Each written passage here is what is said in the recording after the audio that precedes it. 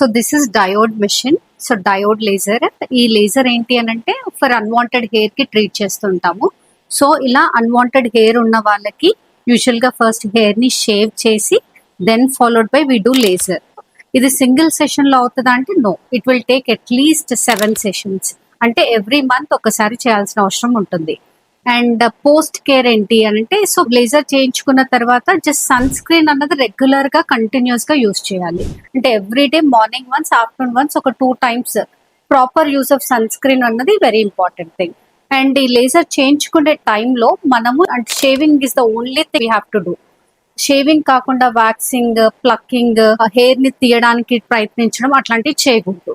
So అలా చేసినప్పుడు ఏమవుతుందంటే లోపల అన్నది హెయిర్ రూట్స్ అనేవి డిస్లాడ్జ్ అవుతాయి. అప్పుడు లేజర్ చేయడం ఇబ్బందికరంగా అవుతుంది.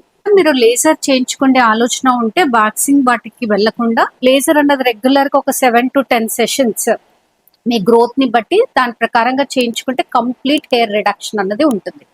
సో ఇది ఎర్లీగా కూడా చేయించుకోవాలి. 30-40 ఇయర్స్ అప్పుడు మనకి వైట్ హెయిర్ కూడా వచ్చే ఛాన్స్ ఉంటుంది. వైట్ హెయిర్ వచ్చినాక ఈ లేజర్ అన్నది పనిచేయదు. సో అప్పుడు ద టెక్నిక్ అన్నది ఎలక్ట్రాలసిస్ అంటాం. So electrolysis it's more painful. మీరు డయోడ్ లేజర్ చూస్ చేసుకుంటే better way of treatment choice ఇది ఫర్ అన్వాంటెడ్ హెయిర్.